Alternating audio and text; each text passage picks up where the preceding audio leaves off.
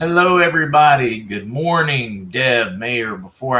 She said, help. Other chat rooms are saying you're expecting more than $1 million from the RV. You'll not be able to access funds without a trust. Question mark, is it true? I am told absolutely 100% not true, that is just BS so people can sell trusts. But let's just say it is. Why would it be a big concern? So that means you would have $1 million and you can go get a trust in an hour or two. You'll be able to afford the best attorneys in the world, which means you might have to, worst case scenario, which I do not believe in any way is reality, but let's just say it is, just so you guys can stop worrying about it. You only have $1 million to last you a day or two. You're going to be okay. But I am still told that absolutely not, that no trust is required. Should you probably get one soon after? Absolutely. Educate yourself, be ready, but do not let that trust thing worry you. I still get very irritated that they let that really piss poor information spread around. Hello, Raj.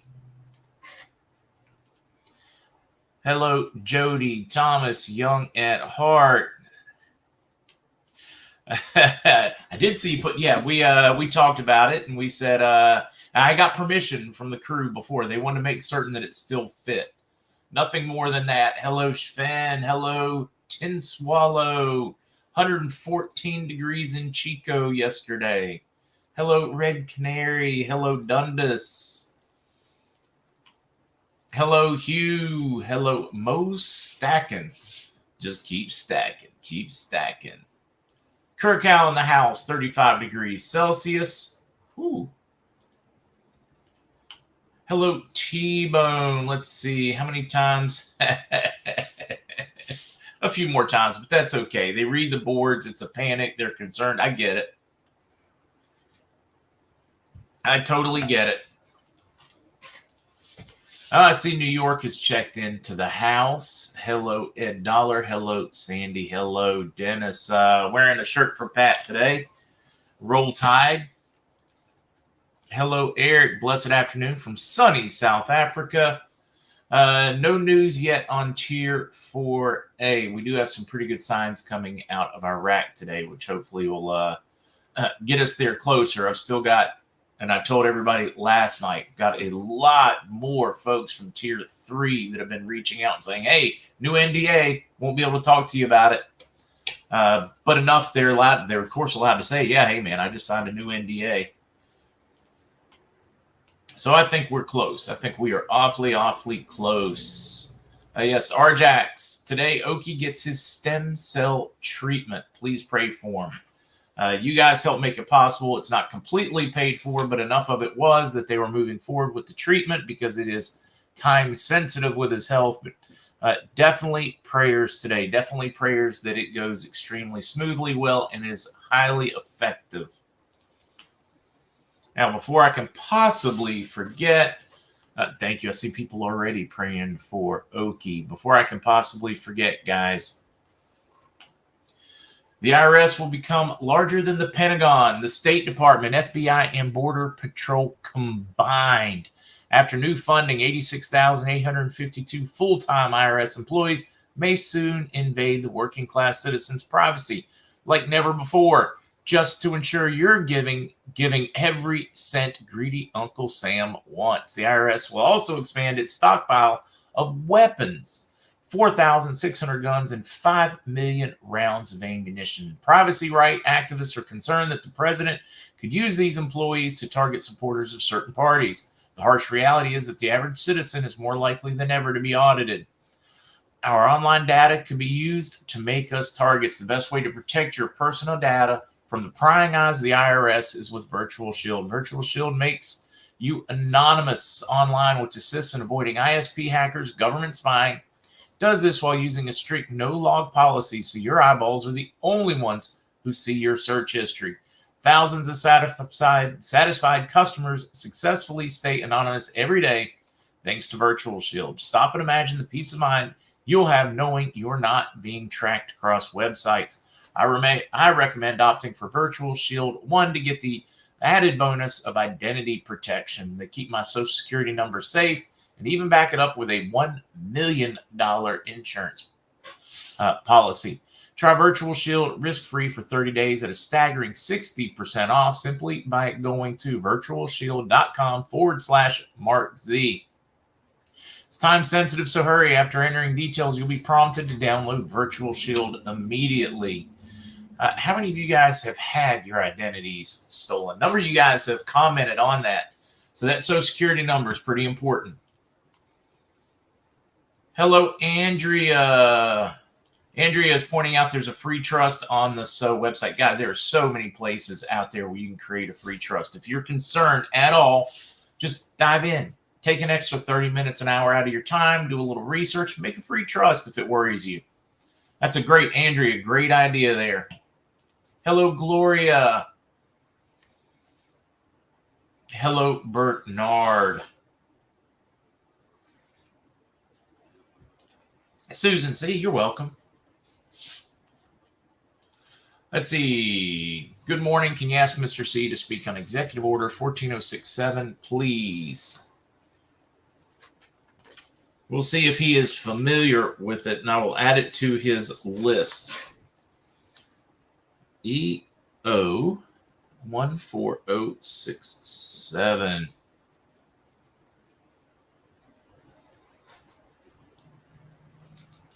Can do. On that front, we do have a little bit to share and talk about, though. All right, let's get to the news so that those folks that have to get back to work can do so.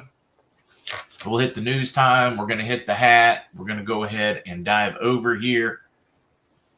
Nader with another win this morning, guys. This is what is going on in Iraq. I'm going to leave the volume off. We're going to play this. This is yet another politician and or bankers, and this is what is going on all over Iraq right now, which to me is a clear sign that they are preparing.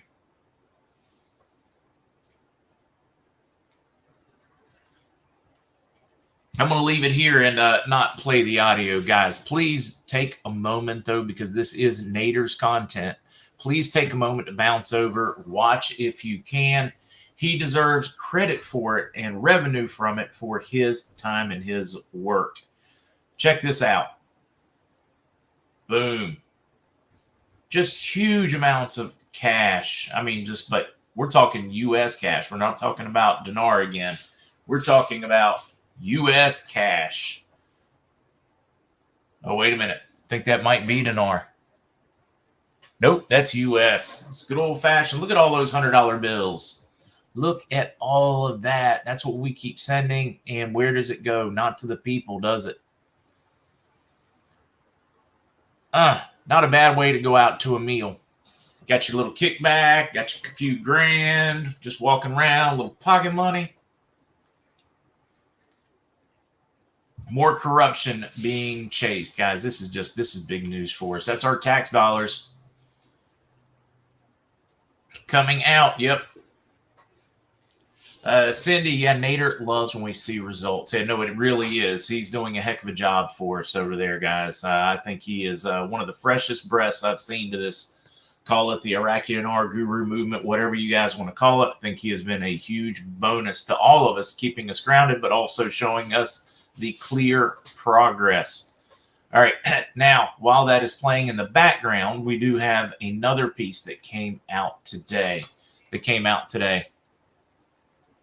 So let's bounce to it. Boom, boom, boom. No, we got to ask that one. Here's the one I was looking for. Baghdad today, guys. Baghdad today, Wednesday. This is today in Baghdad. The Federal Supreme Court of Iraq rejected the lawsuit to dissolve the Iraqi parliament. Now, before anybody panics, I believe this to be a very good thing. It forces continuity in the Iraqi government. And the court stated in a statement received to Baghdad today that it considers the members of the House of Representatives after their election do not represent themselves or their political blocs anymore, but rather the people, and therefore is necessary for them to work to achieve what they were elected for, which is the interest of the people, not to be a reason to obstruct their interests, threatening safety of the entire people. The judge added, the stability of the political process in Iraq requires everyone to abide by provisions of the Constitution and not to exceed it. And no authority may continue to exceed the constitutional periods indefinitely. because this is a violation of the Constitution and the demolition of the entire political process and a threat to the security of the country and citizens. The court added, the penalty imposed on the House of Representatives for failing to fulfill its constitutional duties is to dissolve the parliament when there are justifications for it. She pointed out the Constitutional Republic of Iraq for the year 2005 has drawn up the constitutional mechanism for dissolving the House of Representatives in accordance with the provisions. She explained the terms of reference. Anyways, it goes blah, blah, blah. It keeps going on. Her point was those have not. Oh, I didn't mean for you guys to have to watch off this. Let's get it on back to Nader here. So that was a big one coming out of Iraq. Also coming out of the region. Iran is offering the Iraqi Dinar and its local banks, becoming a preferred currency in the region. Guys, this is absolutely huge news. They are working with 25 local banks that have been identified to offer the Iraqi Dinar. I don't know if you guys can grasp just how big that story is. Traditionally, the Iraqi dinar has been a very unstable currency. Why would you want to use that currency in your local markets unless it was going to attain a reserve status? In other words, it's out there alongside the US dollar in a country not even Iraq right now, guys. That is a huge piece of news as they are officially recognizing it and using it and offering it through their central bank to the banks in Iran. Which to me is a very clear indication that that is going to be a regional powerhouse, meaning Iraq will be the regional powerhouse and the banking anchor of the region. Guys, that was big news coming out of Iran today, in my opinion. What else? We got lots of other news, but on the dinar front, that's the majority of it. From Reno, banking, redemption, all of those guys pretty quiet, with the exception of getting more and more calls and updates, emails, and messages letting me know that fresh NDAs or first-time NDAs are being signed by people in groups from Tier 3 to 4A. So hopefully that's going to give us something close or let us know that we are awfully close to the finish line. All right, now back over to you, to your regularly scheduled. Karen. Oh, man, I hope I can find that. Karen did a super sticker of $20 to purchase an Auburn shirt. That's what we need to start doing, right? I can start having, we can have warring factions. I can switch up the shirts. Chronic Athletics, federal decision. Parliament must dissolve itself according to exactly. In other words, you got to do it the right way. Until then, suck it up and work, Buttercup, is what the judge was saying. I think that was a big piece for us. How many think this? MS Ray brings up a good point. The non-dissolvement of Parliament's a delayed tactic because they're waiting on the U.S. or the United States Treasury. What do you guys think? Think that's a possibility? Lorenzo's birthday, 16.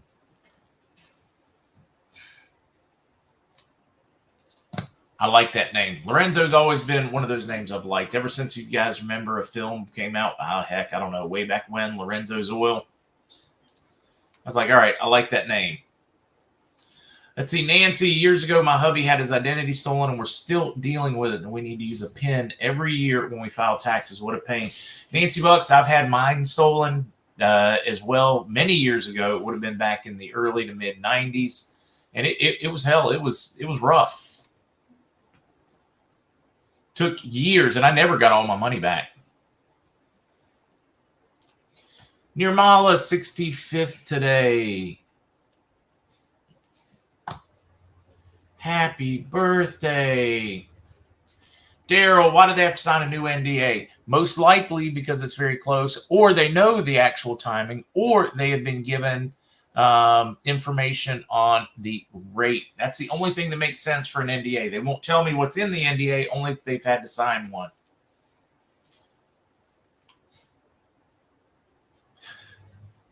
Bob, I appreciate you. Appreciate you much. All right, now, Doug, I like this one. Doug said, had my identity stolen. They gave it back with a sympathy card. All right, wait a minute. Here we go. Doug with a win. She loves America. It depends on the shirt. Sometimes a large, sometimes an extra large. If it's a t-shirt, send an extra large because I'm a guy. I'm not going to hang my clothes to dry. If it's cotton, definitely send it the extra large instead of the large. I'm that in between, that 185, 190 pounds and 6 foot tall.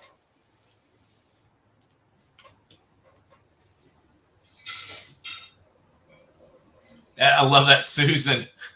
Mark, I make a solid effort to keep my social credit score low so no one will steal my identity.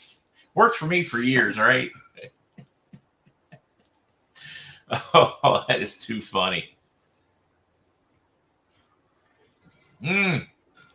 Captain D, I was curious to see what was going on. The markets, guys, they didn't want to tell us what the Dow futures were pointing at this morning. They said they were trending lower. Nobody would print what they were actually expecting in the market. But you had a couple of sites that were hoping that with the iPhone 14 release today, that Apple would buoy the market, or at least the tech sector, and keep them from diving again today. So I've not had a chance to look at it. Curiosity is getting me. Let's do this together. Oh, it's up 64 points. So maybe a little morning bop or bump. There it is, the changing up the subjects. Mixed. Stocks open mixed ahead of economic data. Dow futures fall ahead of iPhone 14 debut. See, all these, they're just guessing. I mean, it really is a crapshoot. The questions at this point is Aladdin a strong enough AI trading program to keep it from diving? Big Show, I'm with you. The new NDA means something new. Something's changed. Exactly the way I see that one. And if something new and something's changed and it were negative, or if it were slowing things, they would not have asked for them to do NDAs yet. That's the way I look at that one, Big Show. I think that is a huge piece of news for us. That one, Iran now officially accepting dinar, Iraqi dinar, and putting it into at least 25 of their banks. It's regular mainstream currency on their streets now. I think that's another big piece. Kukla in the house. Did we see Kukla in the house? Hello, Little Wing. Little Wing, and I'll argue they were falsely inflated before 2008, but they have been grossly, obscenely inflated since 2008, undoubtedly. See, Bowler had a great bowling day yesterday, a 243, a 300, nice, a 263, an 806. That is awesome. That's a score to be proud of. Hello, EA Marcus. It's good to see you. Please explain the difference of the tiers and what they are. We will have Mr. C do a deep dive on it. In a nutshell, Tier 3 is all the sovereigns, and anybody in Tier 3 is in a group associated with a sovereign. Tier 3 also at the very tail end is fines and penalties, and those go right before they trip into 4, which is all of us. But we'll get him to do a deep dive on, because he can do a much better job than I can on that one.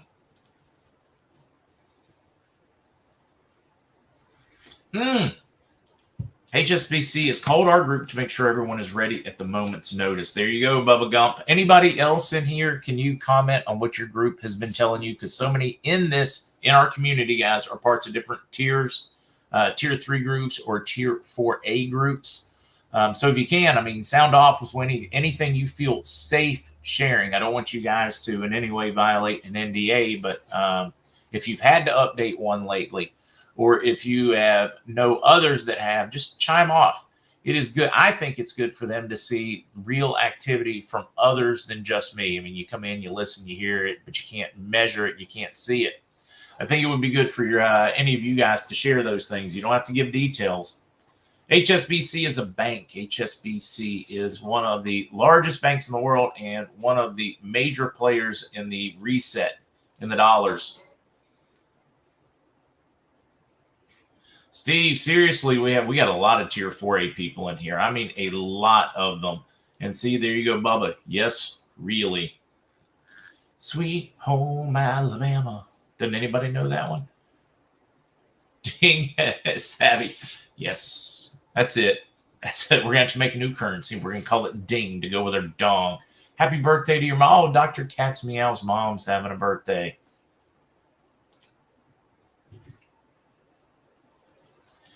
Cosmo, isn't it kind of curious that people don't understand? I mean, I am surprised too with all the bank branches closing. Now, a lot of them, they're just chalking it up to, hey, you know, pandemic happened. People learned to use their online banking apps. They just don't need a traditional bank anymore.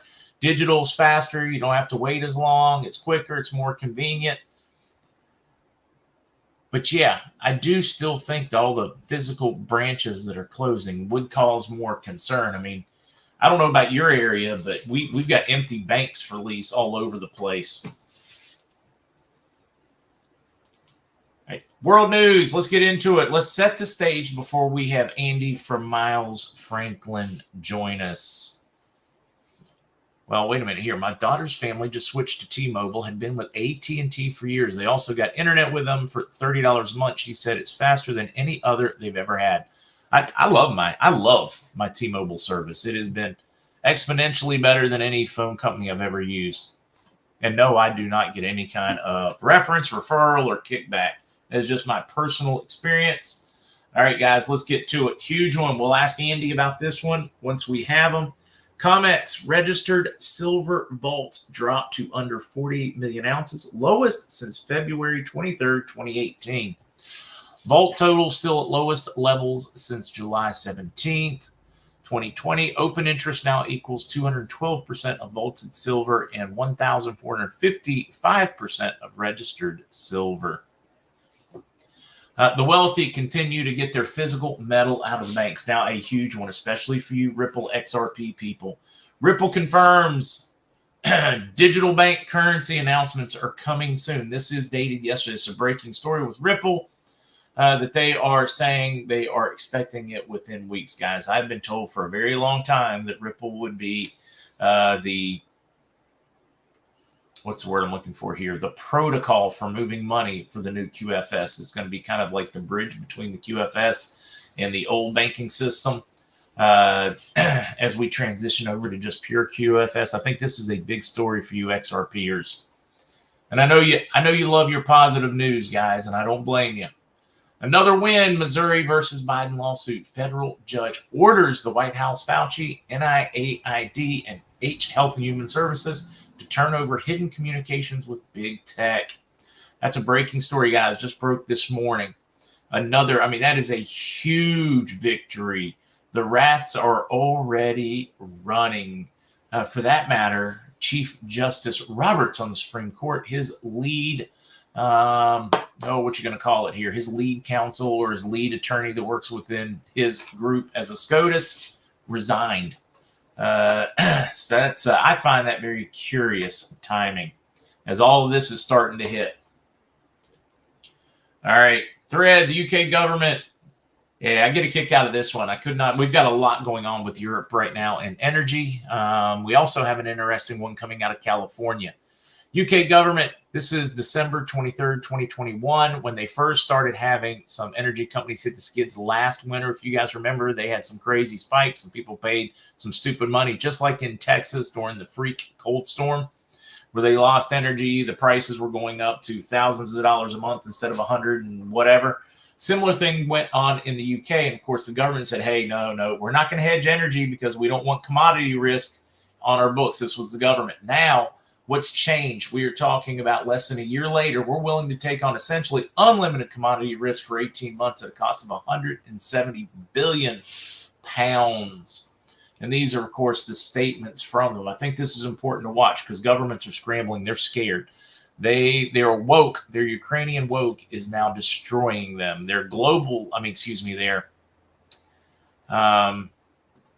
climate change agenda is killing them here because they were trying to go green too fast.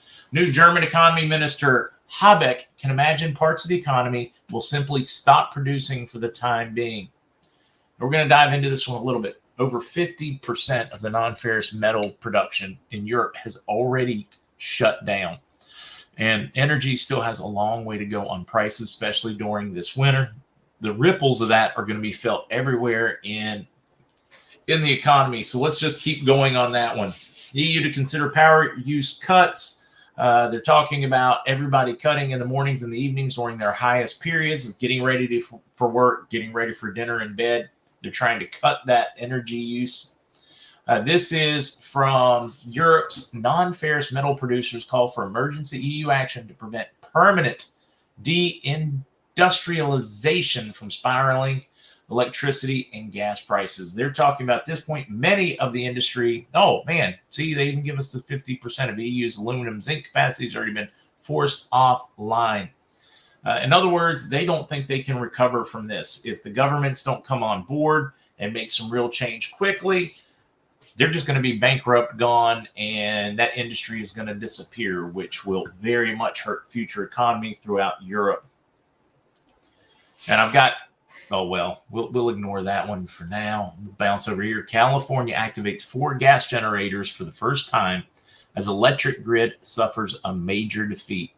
Defeat after defeat after defeat. Don't charge your buy electric cars. Don't charge your electric cars. Don't use your electric cars.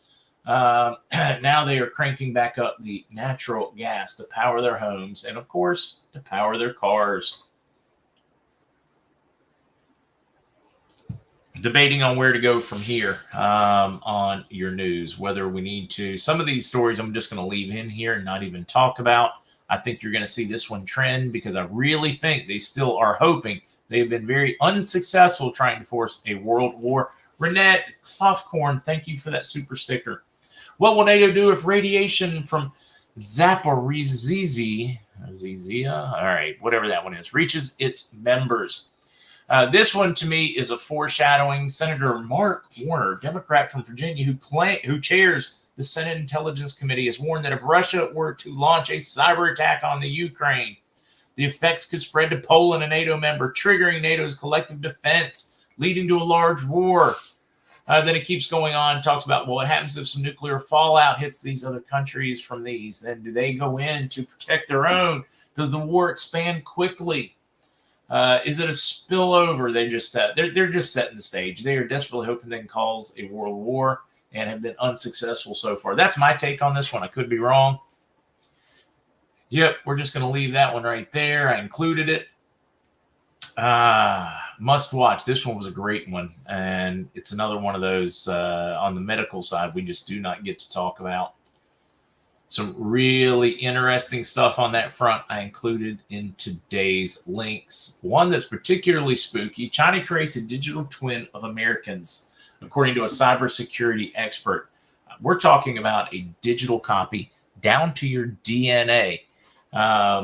It's enough that they, of course, through different apps, they've got our voice, they've got our facial, they've got our information. They know just about everything about us, what we like to buy, what we like to eat, what we like to do. Through social media and other surveillance means. And now, of course, because so many of us have done the 23andMe, the different DNA services, that they most likely have our genetic footprint as well, or fingerprint. That really is concerning when you read this story and you think about the possible implications of what they've been collecting. Custom, if they've got your DNA, maybe they can come up with something that only kills a certain racial set. Who knows?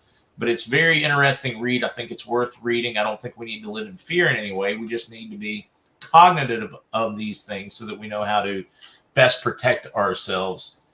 Scientists discovered an antibody that can take out all COVID-19 variants, according to Prevention Magazine. Prevention Magazine. They also publish Men's Health, Women's Health, guys, if you're not familiar with them. This done it in mice. So they've discovered an antibody that neutralizes all variants. Of course, it's still got to go through testing. I believe it was Duke. Yeah, Duke's and Boston Children's Hospital are spearheading this. Could make the need for your lollipops go away completely. Then I had one other, I think, in here. Oh, I just had, for those that care at all on this one, New York City assistant principal exposed for discriminatory hiring practices against conservatives. Talks about it on tape, recorded, how it's an instant no-go. They'll ask them a few key questions to find out their political bent. If they're conservative, they don't even get considered for hiring. No matter how great a teacher they are, no matter how much they can teach them. right, now I'm back with you.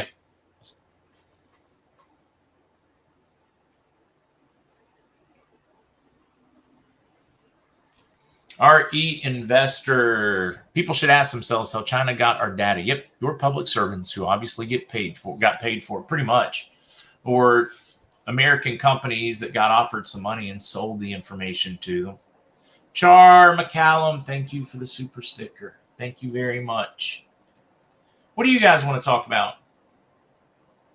Yeah, guys, I'm told there is no sliding scale on your currencies. Boy, I'm not even worried about that one. This one, Bernard, I couldn't agree with you more. The IRS has nothing in their charter or bylaws that allow them to carry guns. And if I'm not mistaken, they're specifically prohibited from being armed. And it's illegal for them to use the sheriff's, police, or FBI to do armed enforcement for them. I think you're right. I'm not 100% certain. Hopefully somebody will do a serious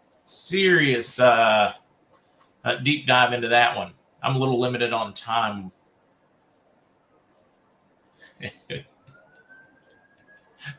I'm not going to highlight them on Big Show, but I agree with you.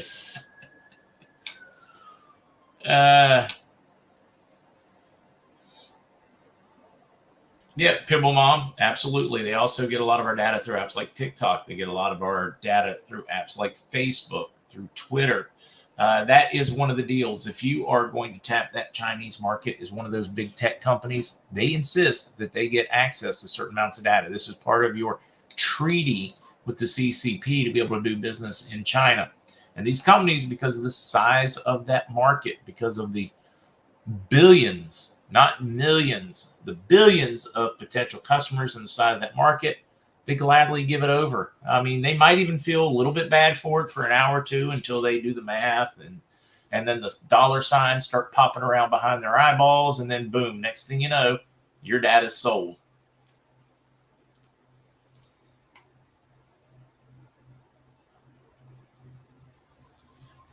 Reading through, man, the news all that went faster than I thought. Really? Kurt Haybeck, Robert Haybeck's my cousin, my far lefty cousin. Kurt, what did you think? Did you watch that one? Of course, you can read the subtitles. You're not going to understand. Well, I don't know. You might. I mean, the whole German thing. But if you watch that interview, guys, I don't know if you can read it. It'll pop up over here. Aber rechnen Sie mit einer Insolvenzwelle am Ende dieses I don't know Winters? how to kill the volume on this one, though. But they've got the interview going here, and it gives the English translation. And he's like, yeah, parts of the economy is simply going to stop producing for the time being. Maybe forever. He tries to really softball it in there, Kurt, and say, oh, they're just going to mothball. It'll all be good. They're just going to have to close down for a while, for the rest of the winter, maybe into spring until things smooth out. Here's your reality. And I love this as I'm watching, especially. Let me bounce over here to this other story. As with EU to consider power use cuts, energy price caps, profit grab. They're trying to. Also, of course, you got the one where they are trying to. Not this one. Where is it? Here we go. Where they are going to underwrite the commodity, unlimited commodity risk with 170 billion pounds. They're trying to make it all okay by manipulating paper. Problem is that isn't the real commodity here. Energy is the commodity. Gas, oil, coal, energy. It's commodity that's produced with a natural resource. They've not addressed the very key part of this, and that is the supply. They can jury rig whatever. They can print more money. They can artificially prop it for a short while, but it doesn't change the fundamental. And the fundamental is there's not enough energy. So unless they start addressing the long term, the actual production of the energy, they're going to fail. They're going to keep throwing money after money after money, and they're going to keep printing it. Money that doesn't exist. All right, just checking there. Yard's getting done, so it may be a little bit loud. Friends of my son stopped by to mow my yard for me. It's lovely. I just noticed them out there. Taking care of Papa Z. That's what they call me. They all call me Papa Z. So until they deal with that underlying fundamental problem, they need to, what is it? Is it drill? Is it pump? Is it send a compressor back to Russia? Is it build a few more nuclear power plants? What is it? They got, sooner or later, they got to talk fundamentals. That's just like here in the U.S. They're going to say, oh, we're just going to release strategic reserves. Oh, we're going to shut down leasing in this area. Until you deal with the underlying cause and effect, you're not going to fix anything.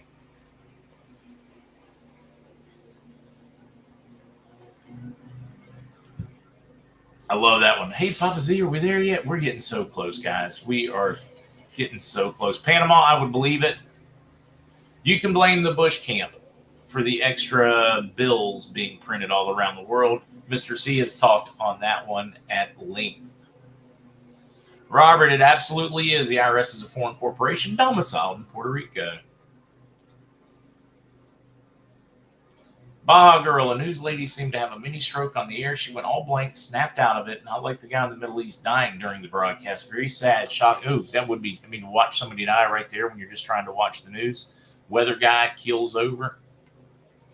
That would be rough.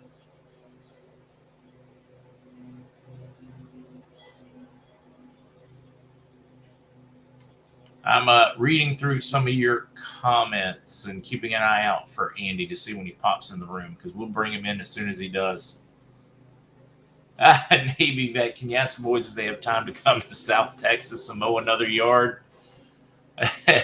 You'll even have cold water and barbecue for him. Let's see. Andy just sent you. Oh, nice.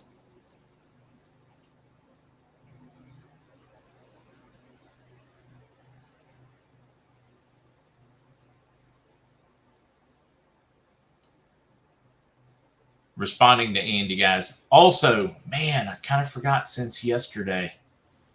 In the rush of things, let me, Sheila, because I asked her if she would like to join the program. She said, I would love to, but I am, let's see. Hey, Mark, I would really love to do that, but I'm on a project now. Otherwise, I would join you. It's going to be a very busy week this week, so I'll keep you updated. So Sheila is committed to join us, guys. It's a very busy week for a project for this week. And then, so possibly this week, but very early in next week, we hope to have Sheila on here to join us for a live, which to me is going to be very exciting because you will get so much CMKX history. You guys that have unfamiliar with it, or even the old time CMKXers, it is very, very cool to get to talk to her because of that just wealth of knowledge.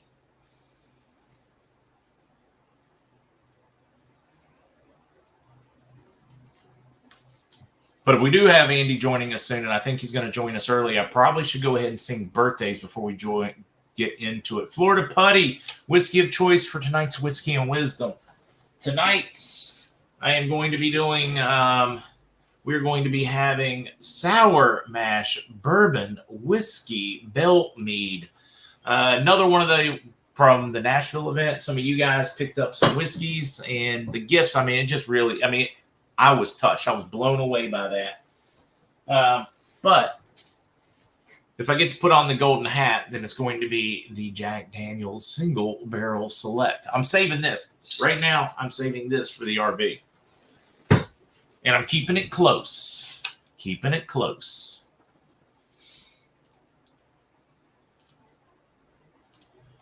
Good times there.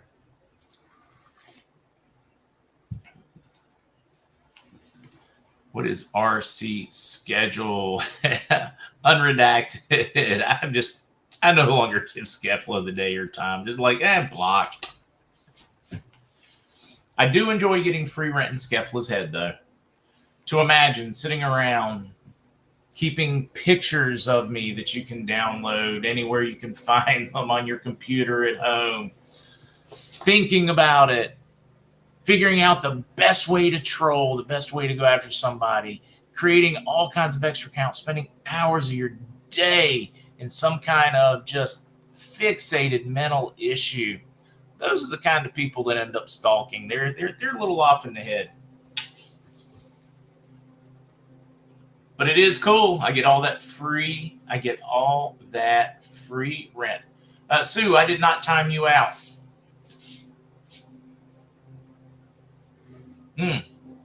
And Sue, there's always a chance that a mod could get you by mistake when they're trying to time out somebody else because the chat's going like this. So some of you guys get hit occasionally by accident, but 99% of the time, if you get a timeout, you said something that upset the algorithm. So you have to ask yourself, what did you say that upset the algorithm?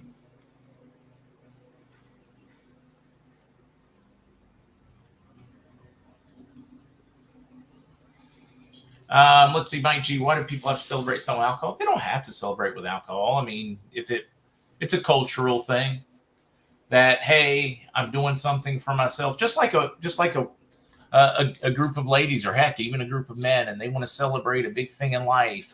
They want to go get their toes done or get their fingers done. Same idea. It's the act of taking that time out to enjoy that sip, have a nice cigar, a nice glass of wine, whatever that thing is for you. It's cultural.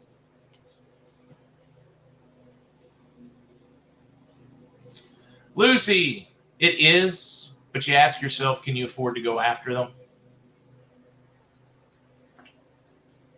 So the answer is yes, it is. I did take the opportunity to look that up. And believe it or not, that's one of the things that Biden doubled down on with some legislation.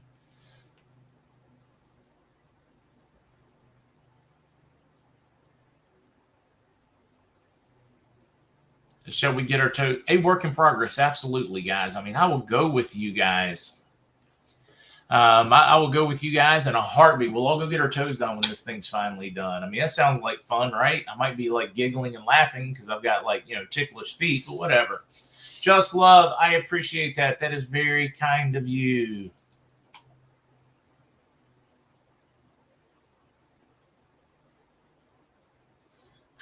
Michael, last time I heard about a guy wanting to get his toes done was my boy George. I would rather physically be able to scrub my own feet, but with the muscle disease guys, I can't reach them properly. That's why I wear flip-flops, because I can just slide them on. You ought to see me trying to put on socks and like tying shoes. It is a miserable experience and a near-death experience. I like Brenda. I like the way you think. Let's have the toes done on a cruise ship while we all hang out together. Daniel, concerning the arrest in Iraq, do you think it's possible that the money wears? Wait, I'm not certain, Daniel. I'm trying to make sense out of that one. Hold on here if I can highlight it. Concerning the arrest in Iraq, do you think it's possible that the money wears if the money we are seeing has anything to do with U.S. visiting? I hadn't thought about that because we have had a lot of U.S. visitors in Iraq lately. Is this like fresh bribe money or something going on? Not certain I 100% understand your question, but it is curious timing. It is really curious timing.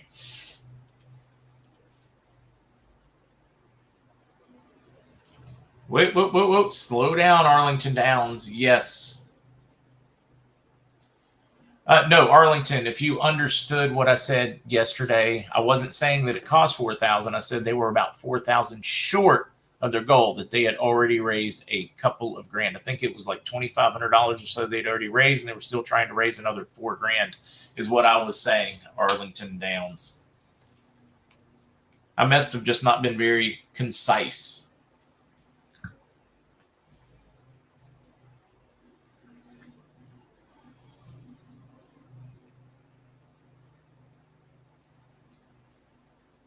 TD, yes and no. I don't use it. I don't use WhatsApp. I don't use Telegram. They just only have so much free time. I just don't use them.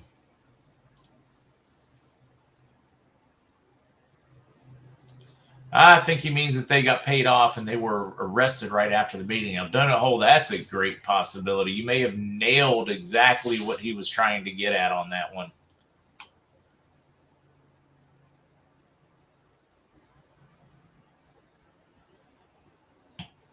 Princess Warrior, today is the demise of the dollar. I don't know about if it's today, but it is certainly close.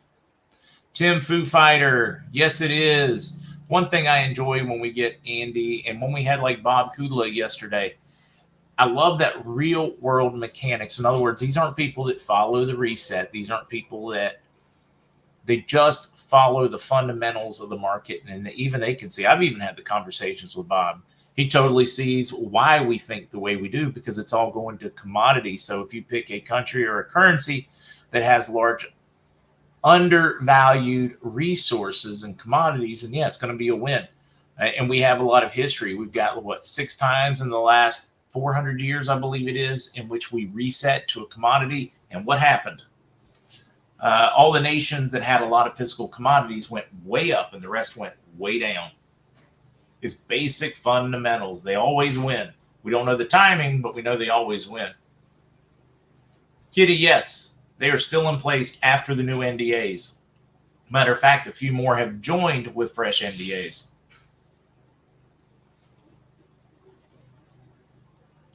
Drat the luck. If Simon has access to a med bed, I'm certain full access. I'm certain Oki would probably already be in one.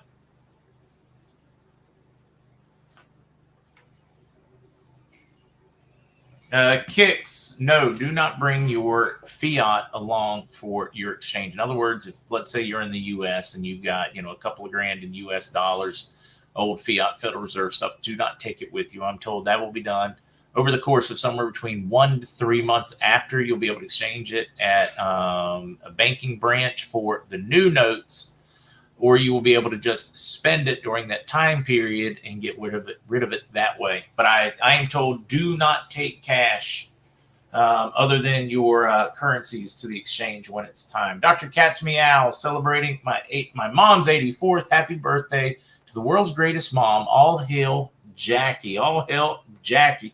So we got Jackie's birthday. Is it also Harley Jane's? I think it's Harley Jane's today too.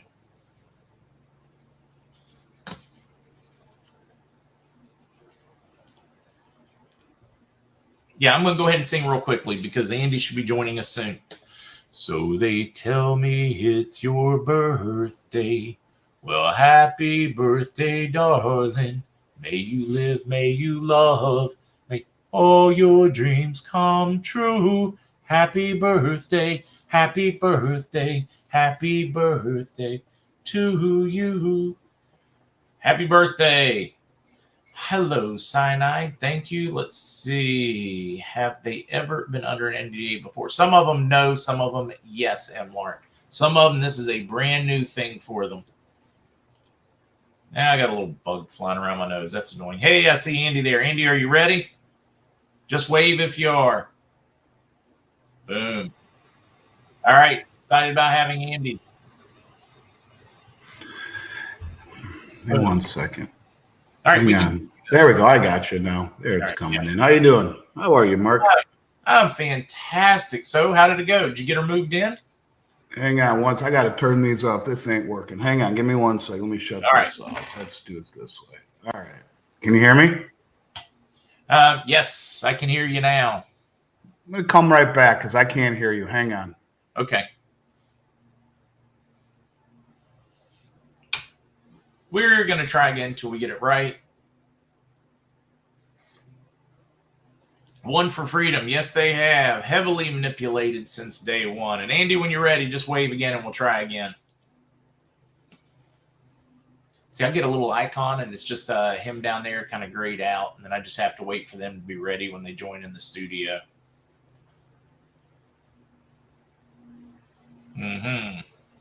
Although I can add him. Maybe he can hear me. I can't hear you. That's really strange. All right. I see you talking, but I can't hear you. Just a second. I'm just messing with you. I get it. Hold on. Actually, I'll be right back. And we'll try another half dozen times till we get it right. Let's bounce over here though, because he did send me a promo thing. So I really should. Let me pop this down.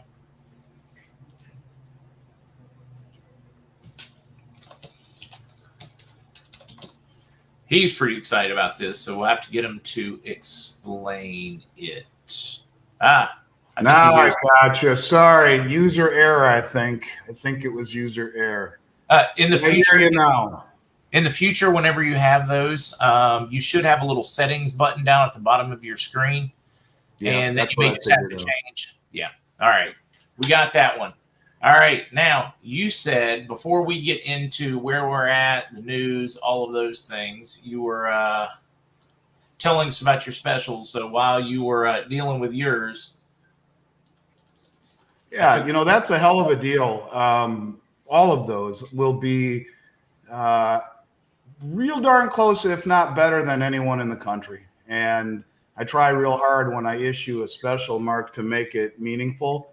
Over the past 3 years, getting sovereign coins has been incredibly difficult because you have an awakening globally that is not, it used to be we weren't really competing with the rest of the world to buy silver, but the people in the United Kingdom, the people in Africa, the people in Austria, the people in Canada, they're all experiencing the same type of anxiety and the same type of inflation, more or less, than we are here in the US. And so you have a global competition, if you will, for a very small pool of metal.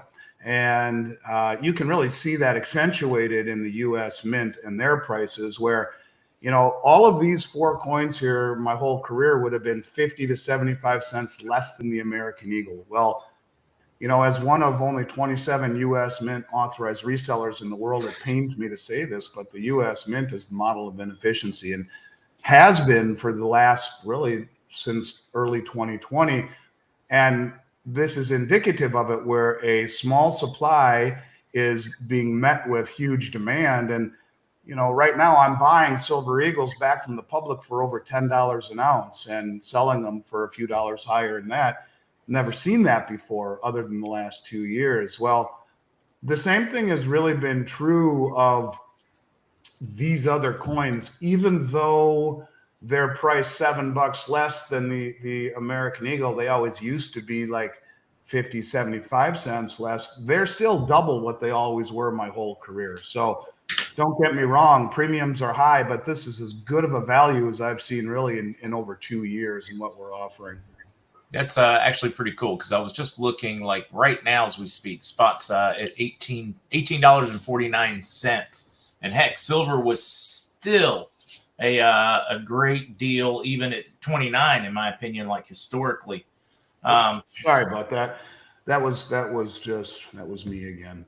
Anyway, sorry. Just a nice way to bring some really good, high quality sovereign coins at a great value to your listeners, out of great appreciation and respect for the relationship we have and your great clients. There is no minimum of coins, Judith, and our new website will be done.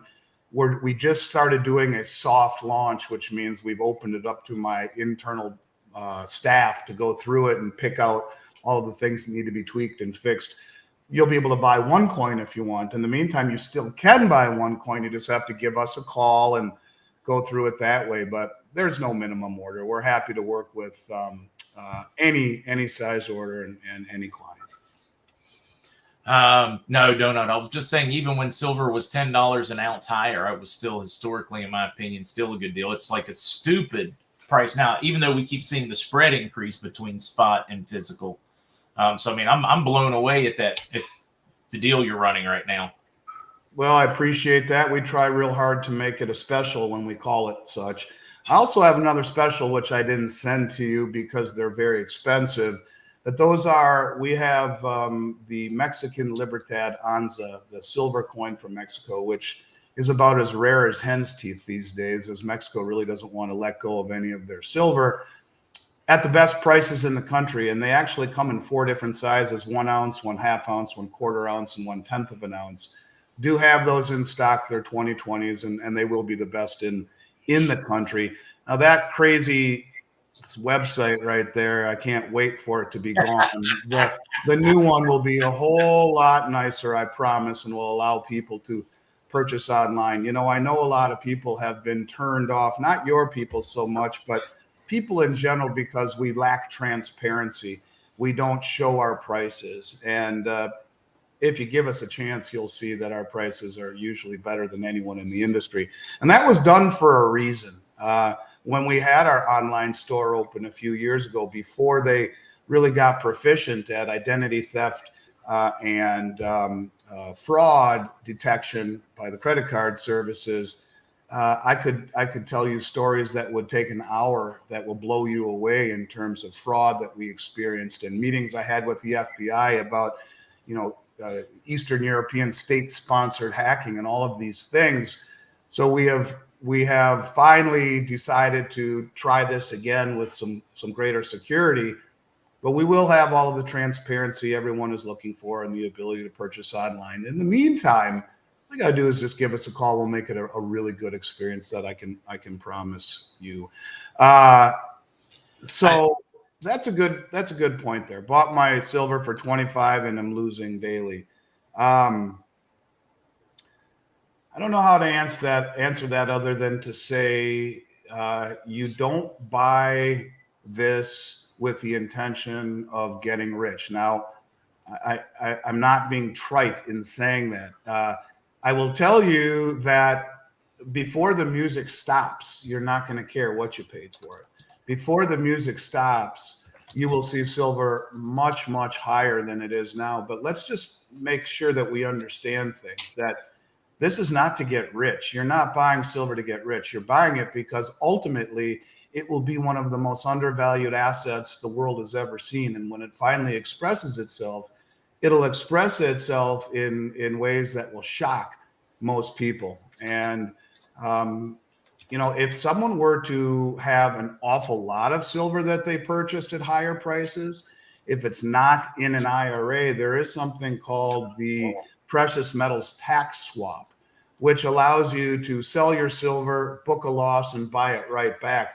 You can't do that in securities. That's called a violation of the 30-day wash rule. But in terms of physical commodities, it is doable as long as custody changes hands. So let's say you had $100,000 worth of silver, you bought it $30 an ounce. You could sell it to us. We'll pay you spot for it. Typically, we would pay higher than that. But let's say we want to maximize the loss, which is legal. We'll pay you spot for it and sell it right back to you the next day for 2% higher. So it costs you 2%, and you can book that loss and buy it right back. That's legal. It's a loophole. It's one I expect to close probably sooner than later. But it does allow you to book that loss right off the capital loss against a capital gain or against regular income or a future gain, and then buy your metal right back. And it's a neat program. We're happy to talk to people about that if they're ever interested. Which I think is just a really neat function, because then, you can take that off your taxes if you're here in the U.S. I don't know how that program would work, or if there's even a program like that in like Canada or the U.S. The reason I think it's going to end, Mark, is because of cryptocurrencies. Because the IRS never really defined cryptocurrencies unless it was an ICO, I think they're called. Then it's defined as a security. But most cryptocurrencies haven't been defined as a security. So when you look at the law surrounding the 30-day wash rule, what the 30-day wash rule is, it's a law in securities that says if let's say you're a very rich person and you own a property, a second or a third property. Say you own a property in Vail, Colorado, and you sell it and make $1 million profit, and you don't want to pay that capital gains, and you're sitting on, let's say you're sitting on a whole bunch of Apple stock that fell. And you're thinking, well, geez, I could sell that Apple stock. My brokerage gives me free trades. I can sell it, book the loss, write it off against the capital gain of the second home I sold in Vail, and then buy it right back for free. And my tax is washed away. Well, the IRS allows you to do that, but they don't allow you to buy it back.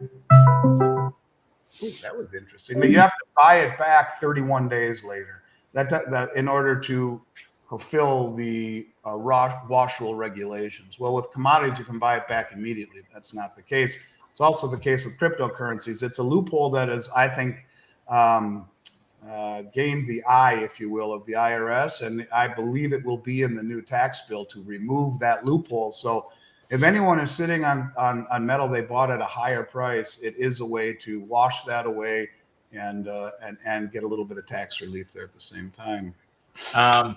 On that one, guys, the 475 over spot these are minted coins. These aren't rounds. These are from. Do I understand that right, Andy? That's correct. The first one is from the United Kingdom. The second one is from South Africa. The third one is from Austria. That's the Vienna Philharmonic Orchestra there.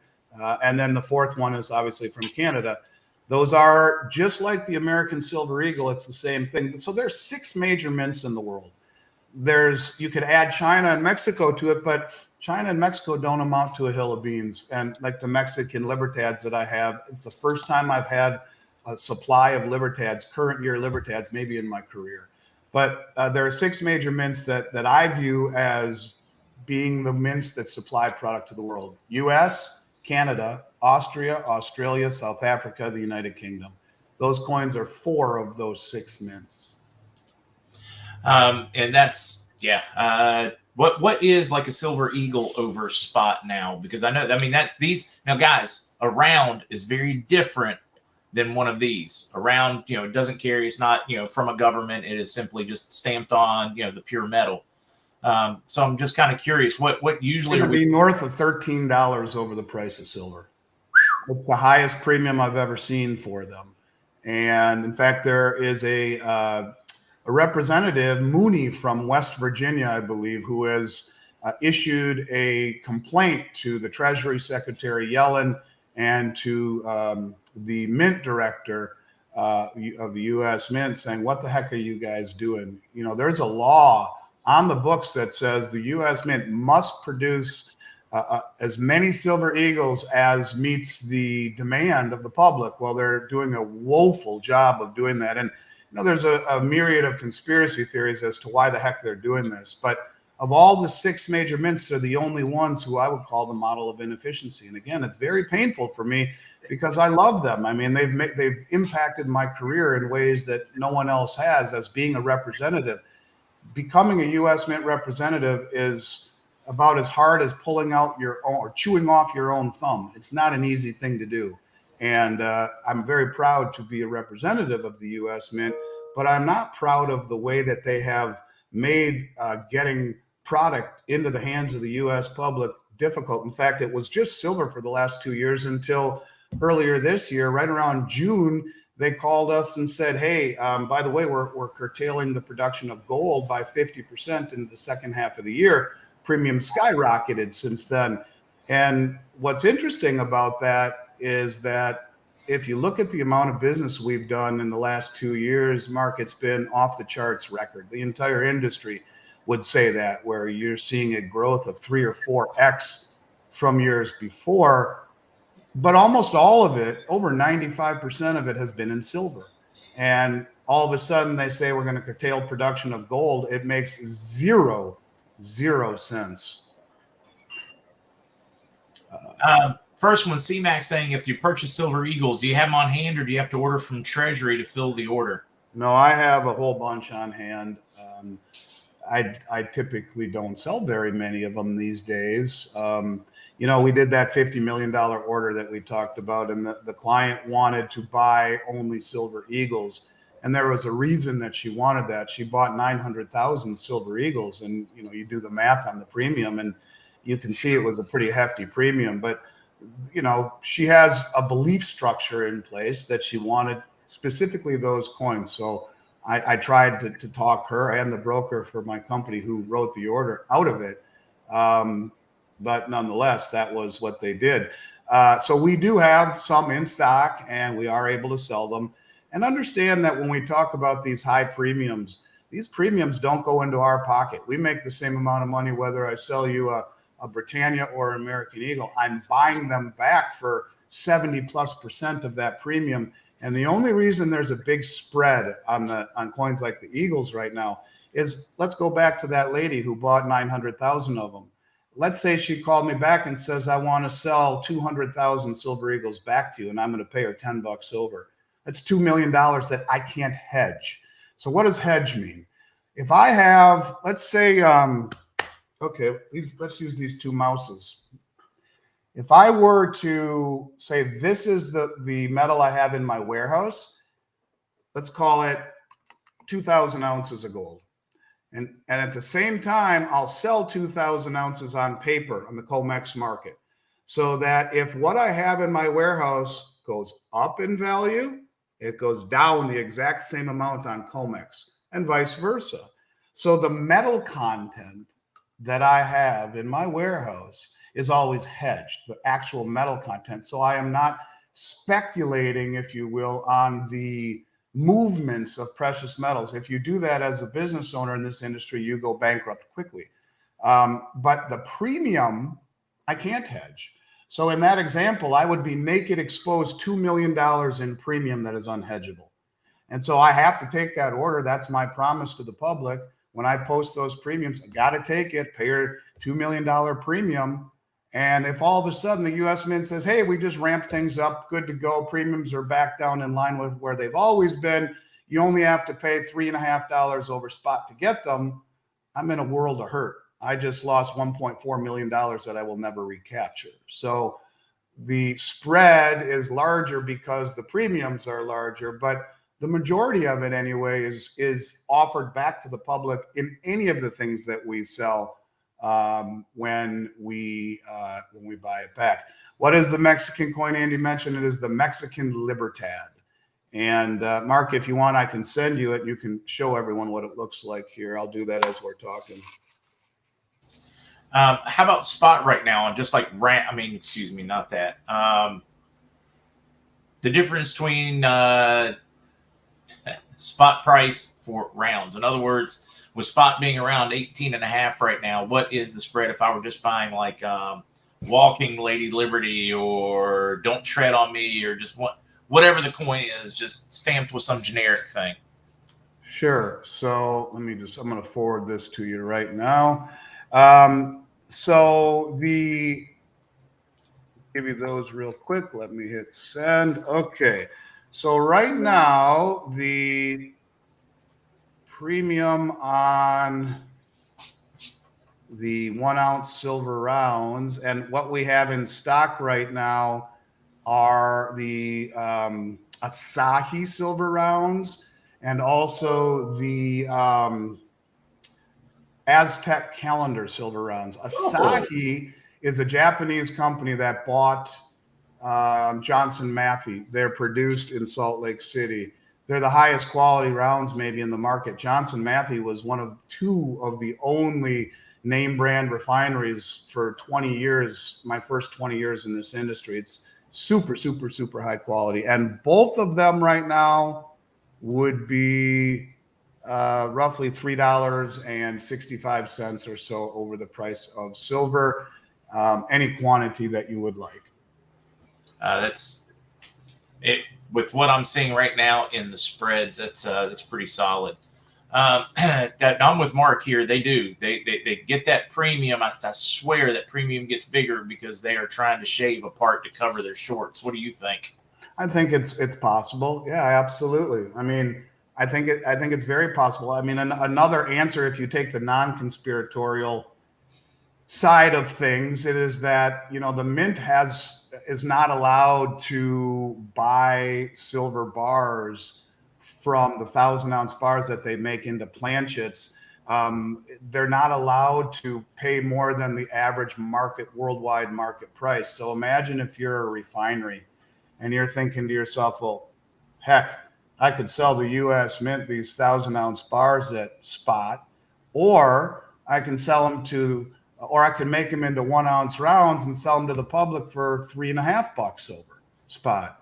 So, I think if you take the non-conspiratorial side of it, is that there is less desire to sell the 1,000-ounce bars to the U.S. Mint when they can realize a much higher return on those bars by selling them to other refineries or creating their own 1 ounce rounds and selling them to the public, Buffalo rounds or the Aztec rounds or whatever. You're talking a very big amount, $2,000-$3,000 more per bar.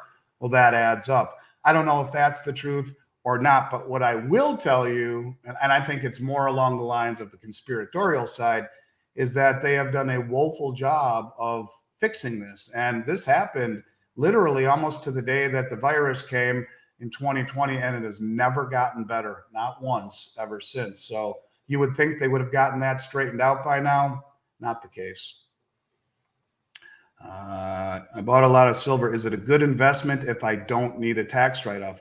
Silver to me is not an investment, and I am not trying to be clever in saying that or be trite in saying that. To me, silver is wealth.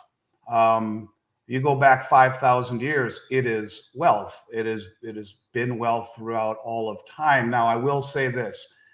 That's always been my standard, statement, and I mean it. However, if we are realistic about it, I think it's probably the best investment on the planet. I think there's virtually nothing on the planet right now that offers that kind of value that you see right now. And, what makes silver so cheap, and it's almost absurd, is that the physical supply and demand fundamentals are at their most bullish in my entire career, 33 years. At precisely the same time, it's at its cheapest in relative price terms, like its relationship to gold, or just the fact that everything else is going to sky high levels in this inflationary environment, and silver has been stepped on. And, how is it possible, I guess, is my question, that an asset that is about as universally known to all men and women on the planet, how can it be so cheap when the duality of demand for this in monetary and in industrial applications has never been stronger, and the world has never been more connected in terms of communication and accumulated knowledge.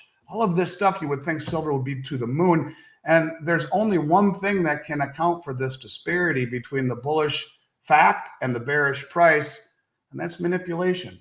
And that manipulation is going to end. It is going to end. And I say that to you because normally it's the commercial banks that are manipulating the price. Right now, the commercial banks have the lowest short position ever in the history of the COMEX market. In other words, they have hoodwinked the managed money into driving the price down, allowing the commercial banks to cover their shorts, instead of the commercial banks having to short it again, drive the price down themselves to get to that lower price to cover and push it back up. Instead, they have incentivized the managed money traders, the hedge funds, into capitulating, and not only capitulating, into going shorter and shorter and shorter, driving the price down to these levels where all of the shorts were put on years ago, where they were underwater. The commercial banks were losing. They're net long right now. For the first time, they're net long. So what I would say to you is that the end is very, very near. The bottom of this drop is very near. They have shook as much off the tree as they can, and they have, in essence, set up the massive screw job for the managed money, who is record short. The commercial banks are the most well-funded, well-informed, influential traders on the globe. Goldman, Citi, JP, Bank of America, they're net long. They're never wrong in the end. They may lose the battle, they never lose the war until they do. And I think they realize, as we talked about before, when the nickel market almost blew up the London Metals Exchange for the first time in 140 years, that was their wake-up call. And since that day, they've driven the price down enough to where the managed money has capitulated and done all the dirty work for them, really driving the price down by selling. Who takes the other side of all those sales? The most well-funded, well-informed, influential traders on the globe. The commercials, who are now sitting net long. I have never seen that in 33 years. So when you talk about a bullish backdrop, yes, and to the gal who has watched the value of her metal drop since 25, I get it.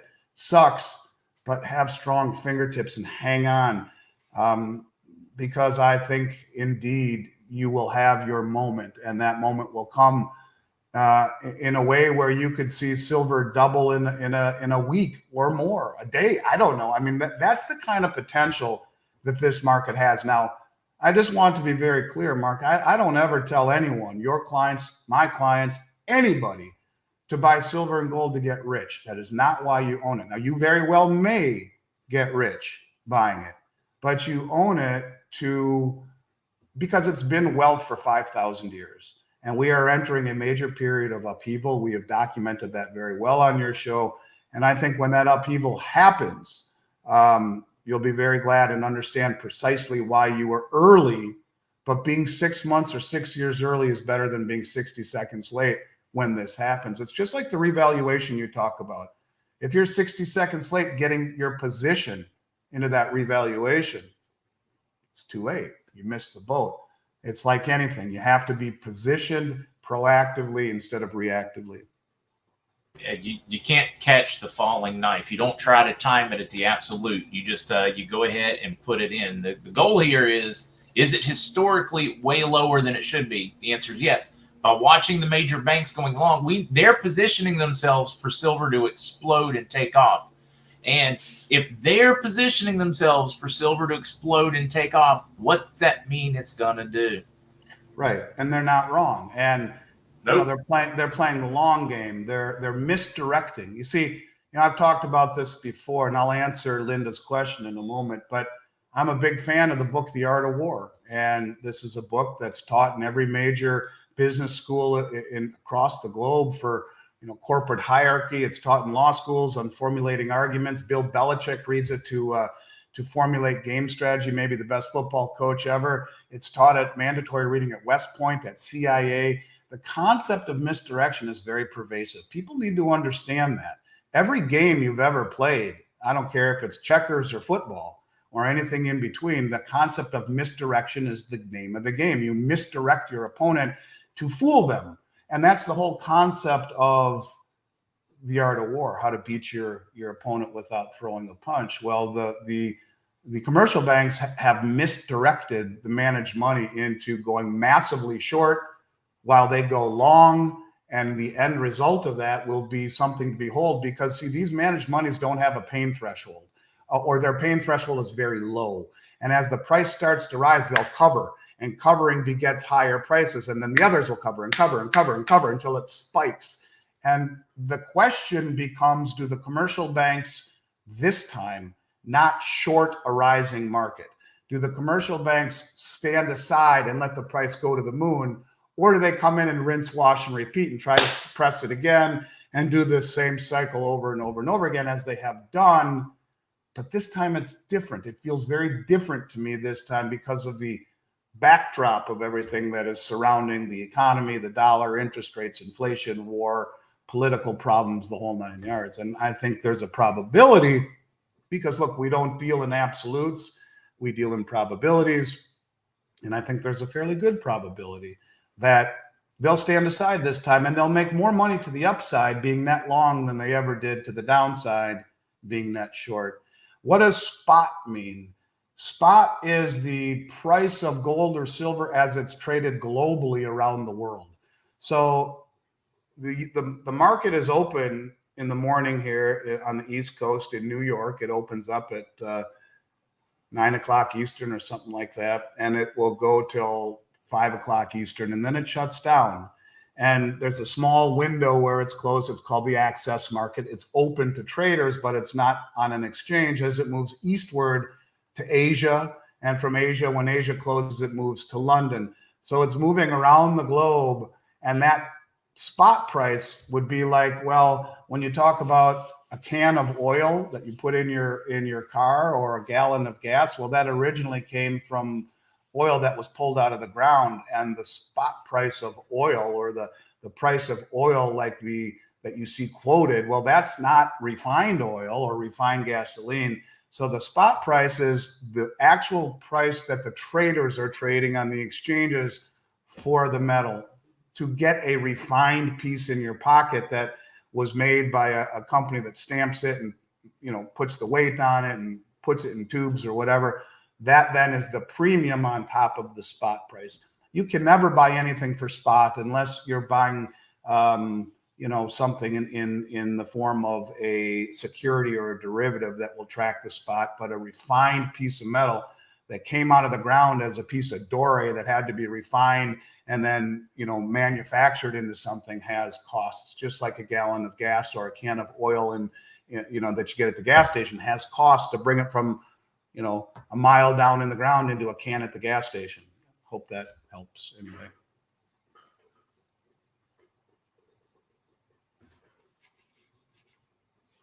Oop, can't hear you. You're on mute. Yeah, I did that for the lawnmower that's going out. I didn't want you guys to have to listen to that one. We're looking at commodities taking over all over the world. The U.S. somehow seems to still be running around with Alice in Wonderland, trying to figure which way's up and which way's down, some kind of bizarro economy. And we're watching COMEX. They're emptying the metals. Commodities are taking over, especially in Europe right now, whether it's energy, whether it's food, whether it's metal. How are they kicking the can here this long? We're watching the banks as they continue to position themselves and suppress things. But what are your thoughts? When do fundamentals take over? We know they have to at some point, but are you seeing a trend that's going to give us an idea?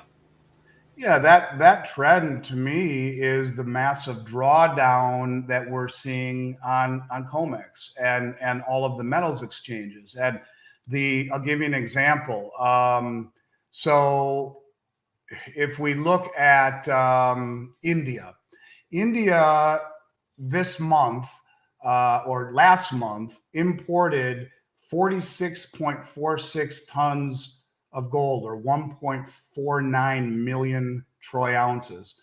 They imported 1,136.5 tons, or 36.54 million troy ounces of silver. And this month, the unofficial numbers will be over 55 million ounces of silver that they will import this month. They're unofficial, but we think that's about where it will be. When you look at Turkey as an example, and by the way, Turkey just told us they're joining the BRICS nations, right? This is this whole progression we've talked about, all these countries joining BRICS. They just imported 22.4 tons, or 720,200 troy ounces of gold, and 92.3 tons, or almost 3 million ounces of silver last month. That silver number is the second highest silver import month ever for Turkey. And then you talk about the COMEX market. Last week, 189,471 ounces of gold were shipped out, 189,000 ounces. And in silver, 1,155,315 ounces left the COMEX depositories. So you're talking massive drawdown, misdirection. Don't worry about the price. If the price were so crappy, why would these huge amounts of silver and gold be taken off the exchange? Well, maybe they're using the manipulated price to drain the markets in order to front run the public, because the public is obsessed with one thing and one thing only. And if you're going to manipulate everything, all you got to do is manipulate one thing. It starts with a P and ends with an E and has a RIC in between. Price. Manipulate the price. No one looks under the hood. Manipulate the price, and everyone just walks on by, because most people will not understand the manipulation on COMEX. They don't understand what a short sale is. It's very difficult for me to try to explain this to people, like the gal who said she doesn't even know what spot price is. Why doesn't the price move up is all they'll care about, and not what is going on to keep silver, which is indispensable for humanity in industrial applications and has experienced a renaissance monetarily. Why is it not going higher? Because it's manipulated. And I would submit to all of you out there that there are no free markets anymore, period. There's just manipulations. Now, this is why you have Russia coming out on behalf of the BRICS nations and saying they want a new platform for trading metals that, as they titled it, or as they said, coming right out of the Russian central bank, we want to break the fraudulent COMEX and London Metals Exchange. They're the ones who have been using the manipulated price against the West by accumulating the crap out of it. And so they're using the cheap price to buy it. But at some point, since they're the largest accumulators and producers of it in the world, the BRICS nations, primarily Russia, China, and India, and Africa, at some point, they're going to want a new benchmark that takes over from the West. Now, we talked about how that could really blow things up. And all they would need to do is open up this new exchange in Moscow where you get a fair, real price, a market-driven price for metals. And let's say they do the morning fix like they do in London, and they open it up at $2,000 an ounce for gold. In a matter of seconds, all of that gold on the Western exchanges will arbitrage to the Moscow exchange. They'll take delivery and sell it to Moscow and make $300 an ounce on tens of thousands of ounces. That will happen. It will blow up the Western exchanges. But this is a long game, Mark. Big money in the BRICS nations have been playing chess for a long time, and they have been setting up their board to call checkmate. They're not quite there yet. But the coalition of all of these countries, the accumulation of all of these commodities, the relationships that are sidestepping the West, everything is being put into place little by little by little. Then bang, over, goodbye. We don't need you anymore. And I think that's exactly what's going to happen. Look at Gazprom, the Russian gas company. What did they just say? We're only going to sell our gas in rubles and other currencies, friendly currencies, as they called it, right? Well, it's one thing to talk about this right now, but when you're freezing your ass off in Germany, what are you going to do about it? Whose side are you going to be on? These are ridiculously crazy times, and you need to take a step back. And this is really speaking to the person who's upset that she's lost her silver or the price has gone down. Take a step back.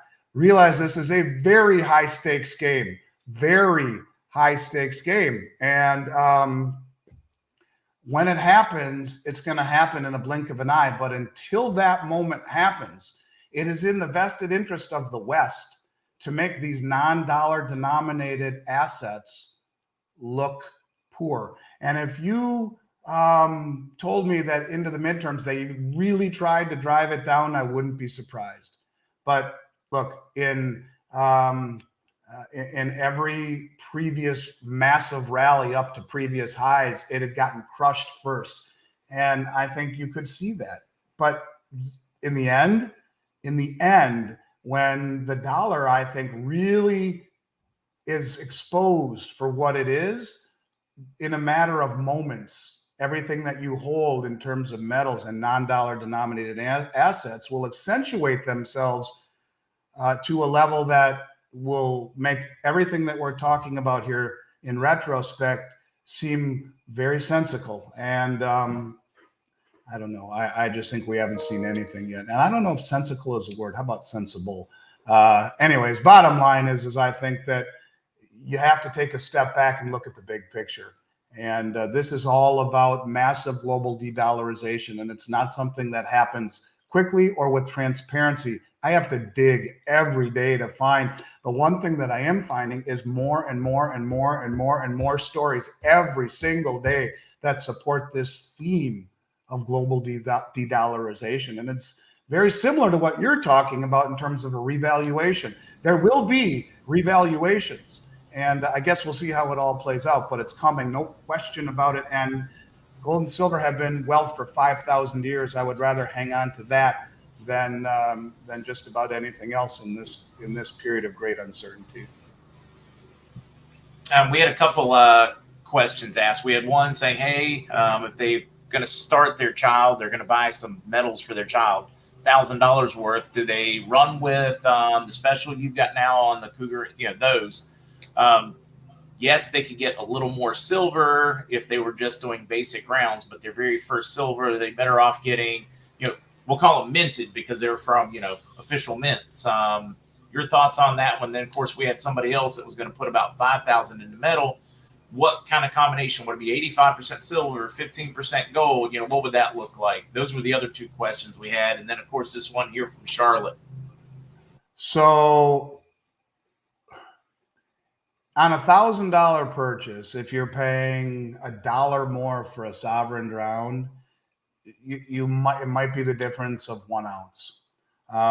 The example I can give you is you're having a party and you buy, it's a big party. It's a family reunion, huge party. 500 people are coming. And you're in charge of buying soda for the whole party. You go to Costco and you see that you could save 50 cents a can by buying generic, let's call it $1 a can. You could buy Costco brand cola or Coca-Cola. And for, let's say you're going to buy 1,000 cans, that's a lot. $1,000 you'd save, right? Well, maybe you decide to buy half and half. And I think at the end of the party, if everyone reached for a can of soda, the Coca-Cola would be gone first. But if you're thirsty enough to go with that hamburger at your barbecue, you'll reach for the generic soda. In the end, they both drink the same. It's reaching for facial, Kleenex or facial tissue. Well, the Kleenex will probably empty first just because it's name brand. But in the end, you can blow your nose in both of them. I guess all I'm trying to say is that in the end, they're both the same. If I had my druthers, I'd reach for the name brand sovereign mint coins. They're a little bit more recognized, but in the end, they're both the same. So on $1,000, I would probably buy the sovereign coins.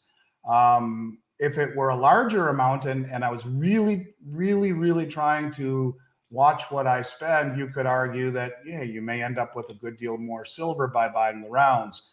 I guess I would always tend to lean towards the government issued coins myself. But I take no exception, have no problem with the silver rounds at all whatsoever. And there's really no science behind it, no scientific answer. So in terms of the $5,000 allocation, I would say silver is the most undervalued asset in the world. I would go 100% silver. If it were $50,000, because gold is priced at a level where $5,000, you take 1 ounce of gold and you've taken 40% of your cash. $50,000, maybe I'd say buy 10 ounces of gold for 20 grand or some 18, 19,000, and then put the rest into silver. Because ultimately, Mark, I think the place to be is gold, ultimately. And why do I say that? Because in 2019, the Bank of International Settlements reclassified gold as the world's only other tier 1 reserve asset next to US dollars and treasuries. The Bank of International Settlements is the largest, most powerful bank in the world. And they don't do things just for the heck of it. The fact that they have reclassified gold as the world's only other tier 1 asset, and it had only been dollars and treasuries since the end of 1944. And that I think becomes a lot easier to understand why the central banks are so massively accumulating it, because it's riskless. It's tier 1. They are positioning. So if you're going on a campaign of massive global accumulation by the elite, how about hold the price down so all of us dummies here, the little guys who should never know the truth, well, we're not motivated by higher prices. What does everyone look at?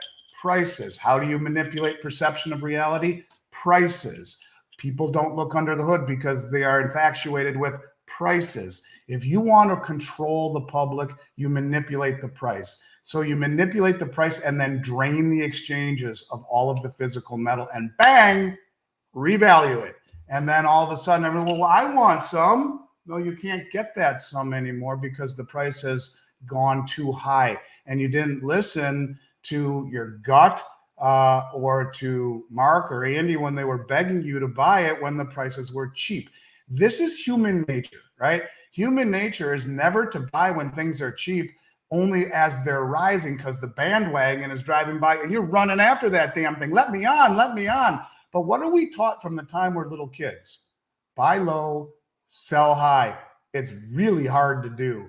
Because when you buy low, you feel alone out in the cold with the wind blowing on the back of your neck. And you're like, holy crap, I'm out here all alone. I'm naked. I'm freezing.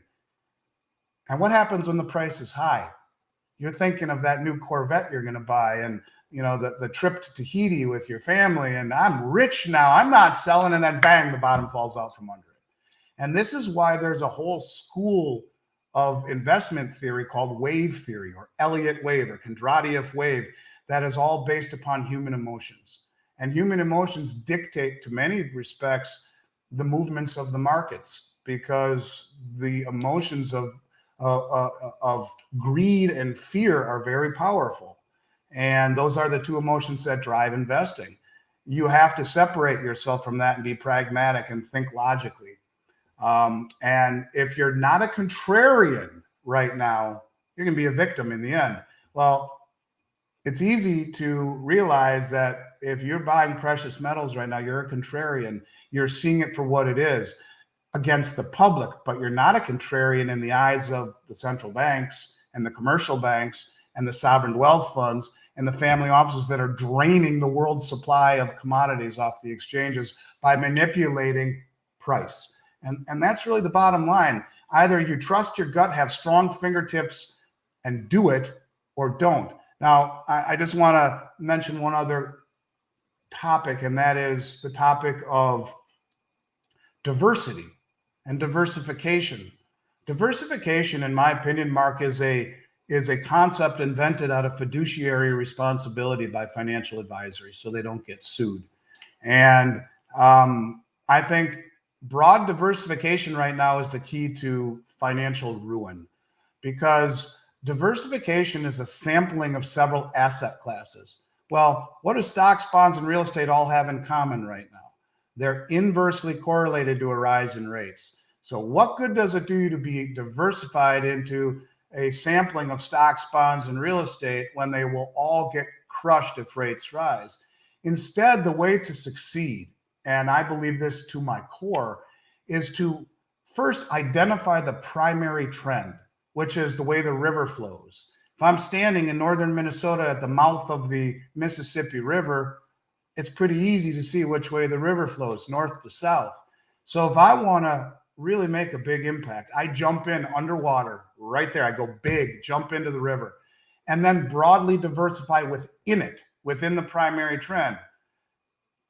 Currencies like you're talking about, stocks, no. Bonds, no. Real estate, no. Maybe farmland, yes. Precious metals, yes. Things that are opposite the dollar. To me, the primary trend is ultimately of a decaying dollar. So you broadly diversify within that framework. You don't just broadly diversify. It's lazy, and all it will do is make you mediocre at best and susceptible to the gyrations of markets that are overvalued and are inversely correlated ultimately to a rise in rates. So, I think right now is the time to not be broadly diversified, but to be broadly diversified within the primary trend. I'm basically shorting the dollar, because I'm counting on the corruption and the poor monetary policy of the country is going to come home to roost. So, I mean, if they were running things great and they were very fiscally responsible, they weren't printing money, I would not be betting against them by by metals and other currencies. But their irresponsibility is creating an opportunity, and you got to take your emotion out of it and just play the fundamentals. I couldn't have said it better myself. You're a very smart man, Mark, and maybe this is why you have such a big following. You're able to make difficult concepts easy to understand. I tried my hardest to do so, but you just said it better than I did. This is the reason, to Miss Kitty's question, why I think ultimately you could argue that the sovereign mint coins are preferred. Because if you counterfeit a sovereign mint coin, it's a whole different thing. Now you're counterfeiting legal tender, and they'll throw you away for that if they catch you. It's another thing to do that with a silver round. But look, we only work in terms of the rounds with the most established refineries in the world. Buy from companies like mine online, or call us or any metals company that is legit, and you won't have that issue. Hopefully it's us, but you buy at flea markets or on eBay or Craigslist, it's buyer beware.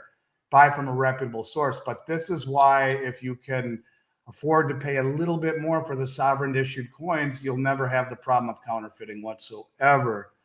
Why is a notch out of the American Eagles looking at the edge of the coin of the space not textured on all my eagles? Because this is what's called the Type 2 Silver Eagle. From 1986 until July of 2022, or was it 2021 rather, it was called the Type 1 Silver Eagle. The notch taken out of the bottom of the coin is their form of anti-counterfeiting. Don't ask me why. They haven't really given much information about why they do it that way, other than to say it's very difficult for machinery to miss that notch. Not exactly sure. It has to do with anti-counterfeiting measures by the U.S. Mint. So to the last person's question, this is why the anything Type 2 Silver Eagles issued after July of 2021, from this point forward, will all have those anti-counterfeiting measures. I believe they will move the notch around, be my guess, different spots for each year. But nonetheless, it is anti-counterfeiting measures. A subscription-based plan. Yeah, Todd, we can do that for you. You could say, I want to buy $500 a month and give us your account information, your checking account, routing and account number. We put that into a U.S. bank portal where it's gone. I can't see it. I can see the last 4 numbers of the account, but it's very private, very safe. It's next to impossible to get on the ACH platform. You have to be vetted by the banks. And anyways, yes, we would withdraw $500 a month out of your account and put it into whatever it is that you say you want. You want to buy $500 worth of silver maple leafs every month on the first of the month. Yes, we will do that for you. Our new website will make that easier. But in the meantime, you call us, discuss it, give us your information, and on a pre-described day every month, we'll make that purchase and make that withdrawal until we hear otherwise. Those are what Mary's asking is those are the Noah's Ark coins, the 2022 Noah's Ark coins in the wooden box. And those are, I want to say, $4.75 over the price of silver right now. They're made by the Geiger Mint in Germany on behalf of the Armenian government. They're really beautiful coins, and the box that they come in is second to none. We also have quarter-ounce coins that they produce in silver that come in boxes of 500 as well, a little mini box, wood box. They're super, super neat boxes. Yes, that's true. I think I told you my story of being in Montreal and traveling with gold across the Montreal border, where it was valued at face value into the United States, 240 gold maple leafs, which had a face value of $12,000, converted into $9,400 because of the Canadian-U.S. conversion rate. I was free to go after over an hour in the bottom of the Montreal airport. But when you talk about a round is an ounce of silver. There is no, this is what delineates or is the difference between a sovereign mint coin and a round is the face value. In other words, the silver buffalo looks, very much like a silver coin, or the silver walking liberty round. They look like coins. They just don't have a face value on it or a dollar value on it. And so that's really the biggest issue. Do these the Britannias, Cougarins, Philharmonic, do they have like a dollar value on them? They do. The maple leaf is 5. The Krugerrand is 1. The Philharmonic, I guess I'll have to look. I don't have it in front of me. It used to be in ducats, and now it's in euros. I think it's like 1.5 euro. And the of course, we can't see the other side. And all of the coins on the other side is the face value. Now, the backdated maples we just sold out of, so I have replaced it with the 2022 Australian kangaroo for the same price. And that's the kangaroo and the maple leaf are the purest silver coins in the world, but they all have face values, every one of them. Yes, and so do the gold coins. The U.S. Gold Eagle, the 1 ounce is $50. The half ounce is $25. The quarter ounce is $10. The 1/10 ounce is $5. So the face value is weird. Why do they put face value on it? Good question. But it is indeed legal tender. It's not currency, but it's legal tender. That's why you can travel with it via the face value. A gold Krugerrand. Now, the silver Krugerrand has a face value. The gold Krugerrand does not. The gold Krugerrand is the only modern minted coin without a face value. So if you're carrying those across the border, you have an ounce of gold. My thoughts on that one, you'll notice the U.S. Usually puts a higher value on it, and they do that so that you can't take it out of the country as well. So it leaves it here. And then you got other countries that put a lower face value on their coins, and I think they are hoping to penetrate foreign markets. That's just my thoughts. It would make sense to me. Well, I don't know. I mean, it's actually the truth of it is, Mark, is that the maple leaf, the eagle, the kangaroo, I think they're all the exact same face value of $50. I believe the Britannia is too. The whole concept of them having a face value is very strange. I mean, maybe it goes down to the fact that on the books, the official price of gold, according to the U.S. government, is $42.40 or something along those, $44.20, something along those lines. They really need to revalue it to the way it really is. I'll take anything they've got on the books. Yeah, right. Exactly. I know that Charlotte and someone else talked about credit cards. We will, when our new website comes out the next few weeks, and I'm sorry I keep saying, I mean, we're really close. It's just we keep finding things we need to tweak. It's been a 2-year ordeal with me on the website where we had to fire the previous company, unfortunately, and hire a new one and start from scratch. And we will be taking credit cards. But understand this, that the credit card processing fee is nearly double the commission that I make, right? The credit card processing fee is almost 4% that every company in America will charge you. If Visa charges us 3.8%, you're going to pay that when you buy the coin. So you're better off not using a credit card unless you have to. You're better off paying by e-check, which is an ACH. Give us your routing and account number. It's done for free.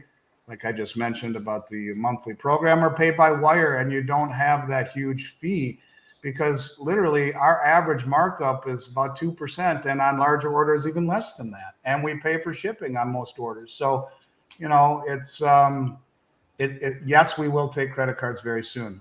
No, I don't think it's the most cost-effective way to do it.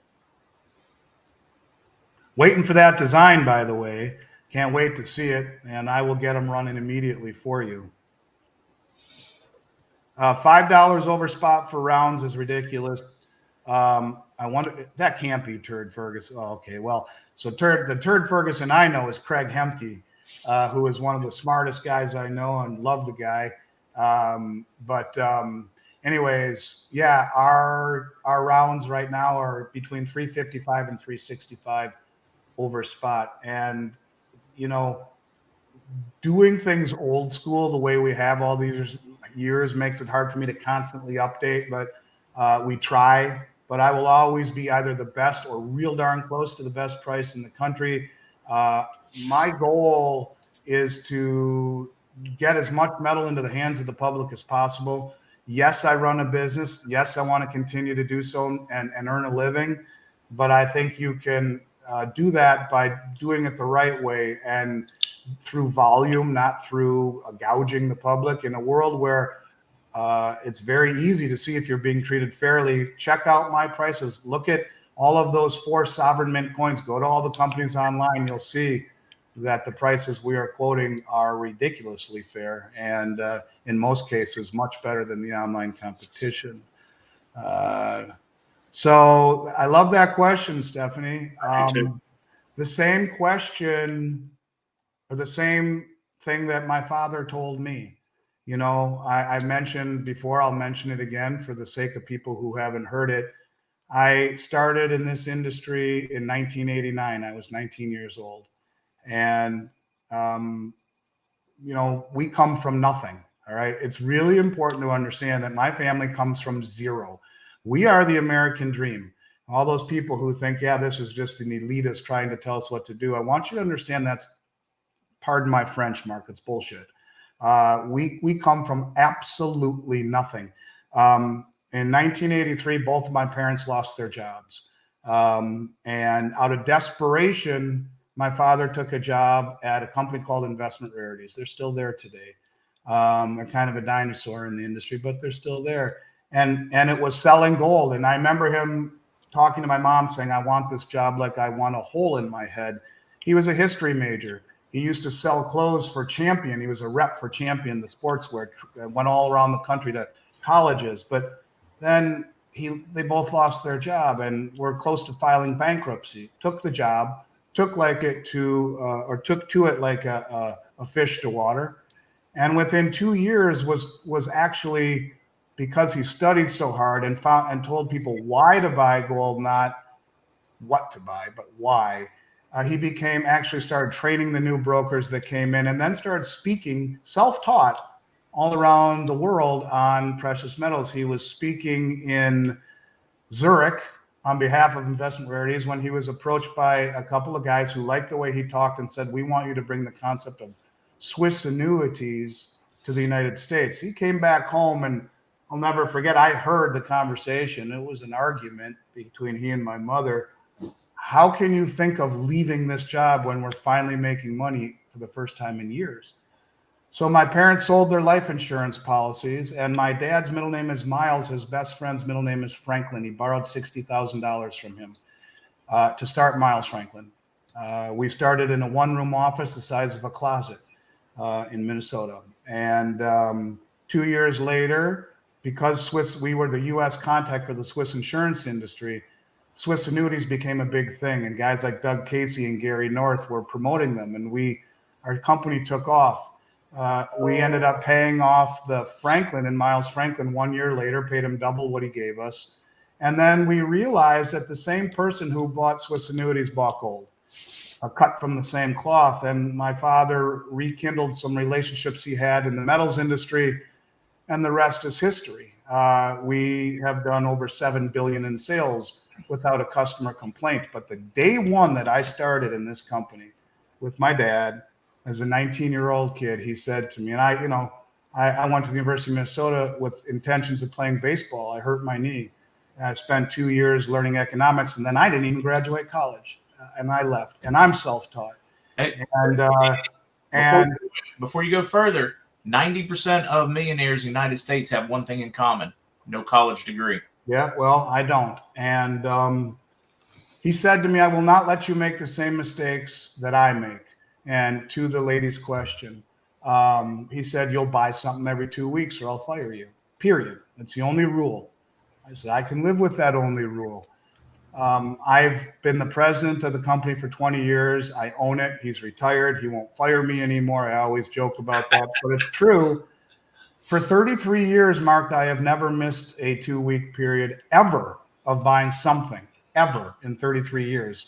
I buy gold and silver every 2 weeks out of honoring my promise to my father and realizing, and this is what I tell my children, you must always pay yourself first, always. Yes, you have obligations that you must meet, but it's better to pay 75% of that obligation and catch up the next month. However you need to do it, always pay something towards your obligations, but always obligate yourself first. If you don't pay yourself first, you will never, ever, ever, ever get ahead. And you'll spin on that wheel forever. And savings is a very difficult thing to do. It's much easier to make money than it is to keep it and save it.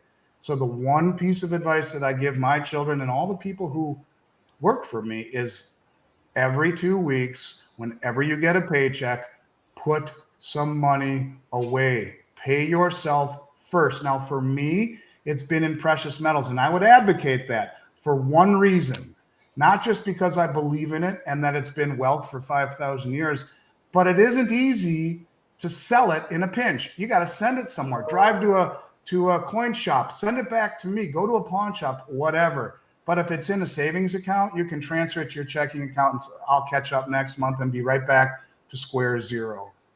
That is the best advice my father has ever given me. It's the best gift he ever gave me. My father never gave me anything but an opportunity and great advice. And we come from nothing, Mark. So bottom line is that one piece of advice is pay yourself first and look at gold and silver as wealth, not as an investment. Absolutely. We're probably getting to the point where we should probably start wrapping things up. Kukla there posted your contact stuff. Email them, info@milesfranklin.com. Put Mark Z in the subject line. They'll send you a price list. If you want to talk to somebody in person, do they just call the number, Andy? 1-800.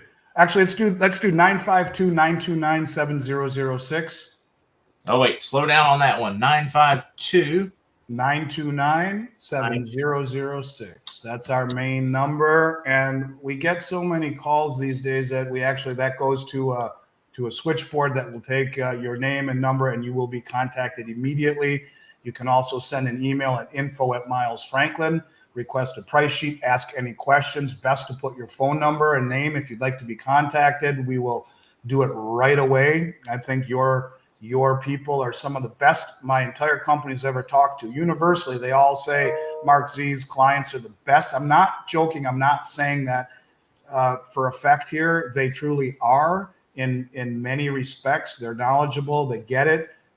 So whether you have an IRA, want to talk about that, or just want to put a little money away, whatever it may be, give us a shot. As I mentioned, our website is really close to being done for those of you that don't want to call. But where I think we're going, establishing a relationship, even if it's a brief one, I think is important. I think relationships will be very important. And that's one of the things that bothers me about where we are in the world, is that relationships are, you look at young kids. I have a picture on my phone. My wife and I went to dinner, and there were two girls, probably 17, 18, sitting at the table in front of us. And they're face to face, and they're both like this. They're not even talking to each other. There's no communication, and relationships have kind of been ignored the way they were when we were kids, where you had to have a relationship and you had to remember people's phone number and go to a payphone to call them instead of relying on your cell phone to communicate through text or whatnot. So where we are in this world, I think relationships have never been more important. And I think where we're going, they will never be more important than having. So develop one. My brokers love to do that. We've done that for 33 years, and give us a shot. We'll make it work. No, awesome. All right, guys, we need to wrap it up. Look forward to seeing you all at 7. There's a chance I'll be doing one crypto, one in between. I don't know the timing yet. Waiting on a developer. But if not, see you at 7. And then Whiskey and Wisdom at 8 this evening for those that want to join. And the ladies from Redneck Rhapsody are going to join us as well. Yeah, right. I like those ladies. I normally am on with them. I told them I couldn't tonight because I'm traveling to South Dakota. And for those of you who like whiskey, the best whiskey I've ever had in my life, it's called TX. I know they have it at Total Wine. TX as in Texas. Go get yourself a bottle of TX whiskey. It's incredible. And I'm not joking. I don't love whiskey. I love this stuff. It's some of the best whiskey I've ever had in my life. So, all right, somebody that's got it in your local area, send me a bottle. I'll send you a bottle. We don't have it. I'll send you a bottle. Right. I will do that. It'll be my pleasure to do so. It's incredible. So you'll like it. And I love these shows, Mark. I truly love being on this show with you. I love the back and forth. You get it in a way that a lot of people I talk to don't quite get it. And so thanks for having me. I'll look forward to seeing you next week, and look forward to chatting with all of your fantastic listeners. And it's a real pleasure to be associated with you. So thanks for having me. I appreciate that. All right, guys. See you.